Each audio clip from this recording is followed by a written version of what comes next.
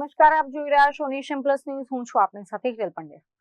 ચોમાસાની આગામી ઋતુ પૂર્વે વડોદરા શહેરના વિકાસ કાર્યો અને વહીવટી સજ્જતાને આખરી ઓપ આપવા માટે આજે વડોદરા મહાનગરપાલિકા ખાતે એક અત્યંત મહત્વપૂર્ણ હાઈ લેવલ રિવ્યુ બેઠક યોજાઈ હતી, જેમાં શહેરના 20 થી વધુ મુદ્દાઓની સમીક્ષા કરવામાં આવી હતી. વડોદરા મ્યુનિસિપલ કમિશનરની અધ્યક્ષતામાં યોજાયેલી આ સમીક્ષા બેઠકમાં આગામી ચોમાસા દરમિયાન શહેરમાં ક્યાંય પણ વરસાદી પાણી ન ભરાય તે મુદ્દો કેન્દ્ર સ્થાને રહ્યો હતો.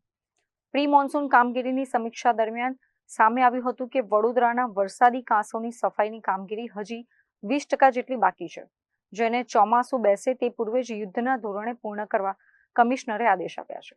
આ ઉપરાંત શહેરમાં પ્રદૂષણ ઘટાડવા માટે અધિકારીઓ દ્વારા ઉપયોગમાં લેવાતા ડીઝલ વાહનોને સીએનજીમાં કન્વર્ટ કરવા તેમજ નવી આવેલી ઈ બસોને વહેલી તકે રોડ પર દોડાવવા માટે ચાર્જિંગ સ્ટેશનોની પ્રગતિ અને નવા બસ સ્ટેન્ડ બનાવવાની કામગીરીની ઝીણવટભરી સમીક્ષા કરવામાં આવી હતી.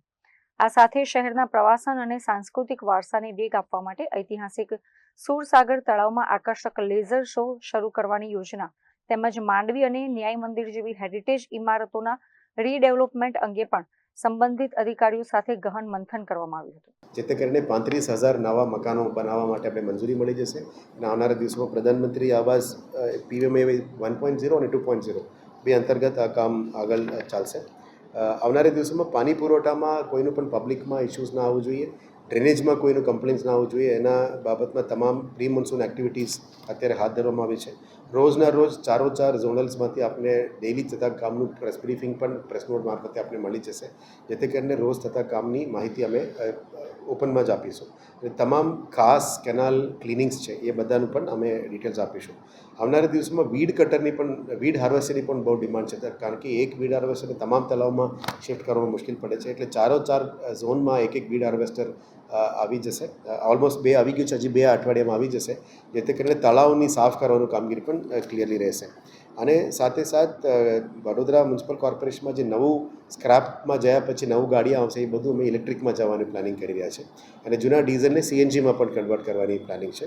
નવા વ્હીકલ પુલમાં 2 વીજીએલ, એક એચપીસીએલ અને એક આઈઓસીએલ મારફતે યા બીપીસીએલ મારફતે કરવા માટે કીધું છે, કારણ કે આપ જાણો છો કે જે અત્યારે પરિસ્થિતિ છે એમાં ગ્રીન એનર્જીથી માઇગ્રેટ કરવા માટે જરૂરિયાત છે, એના ઉપર અમારે અત્યારે ચાલી રહ્યા છે. સાથે અગત્યની પ્રોજેક્ટ્સમાં વાત કરીએ તો એક સ્કલ્પચર પાર્ક લિનિયર પાર્કમાં પણ કરવાના અત્યારે પ્લાનિંગ ચાલી રહ્યા છે. વિશ્વામિત્રીમાં મંગલ પાંડેથી લઈને અગોરા મોલ સુધી જે સાઈડમાં ફેન્સ છે એ બહુ ભંગાણ થઈ ગયું છે. નવું ફેન્સ પણ તૈયાર થઈ જશે, એની માટે ડીપીઆર રેડી થઈ ગયા અને અત્યારે ટેન્ડરિંગ ફેઝમાં આવી ગયું છે, એટલે ત્યાં એક નવું ફેન્સ આવશે. આવનારા દિવસોમાં 600 મીટરની એક નાનકડા રિવરફ્રન્ટ પણ ત્યાં અમે પ્લાનિંગ કરી રહ્યા છીએ, જેથી કરીને જે વિશ્વામિત્રી રિવરફ્રન્ટ પ્રોજેક્ટનું પ્લાન છે એનું વેગ મળશે આવનારા દિવસોમાં. અને મંગલ પાંડે બ્રિજ નીચે ગેબિયન પ્રોટેક્શન વોલ છે એ પણ કામગીરી શરૂ થઈ જશે. આવનારા દિવસમાં વુડા રિંગ રોડની જે 2 જગ્યામાં પ્રોબ્લેમ હતી ફોરેસ્ટ ડિપાર્ટમેન્ટ સાથે સોર્ટ આઉટ થઈ ગયું છે, એટલે 28 કિલોમીટરના રિંગ રોડને ચાલુ કરવા માટે 2 જગ્યામાં ઓબ્સ્ટ્રક્શન છે, એ કામગીરી પણ ટૂંકા સમયમાં પૂરું કરવામાં આવશે. સિટીમાં જે નવું બસીસ આવ્યું છે ઇલેક્ટ્રિક બસીસ, એનું પણ અમે ભારત સરકારથી મંજૂરી માંગી છે.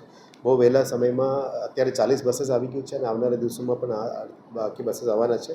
એ સાથે બસ સ્ટોપ્સનું નવીનીકરણ પણ અમે કરવાનું પ્લાનિંગ કર્યું છે, એટલે આવનારા દિવસોમાં એ બસીસ માટે બસ સ્ટોપ્સ પણ આધુનિક રીતે બનાવીશું અને એક્ઝિસ્ટિંગ બસ સ્ટોપ્સને પણ જે પણ સમસ્યાઓ છે ટેન્ડરમાં, એડવર્ટાઇઝમેન્ટમાં, એ બધું પૂરું કરીને પબ્લિકને ઉત્તમ સેવા આપી શકાય એ બાબતની તૈયારીઓ અત્યારે ચાલી રહ્યા છે.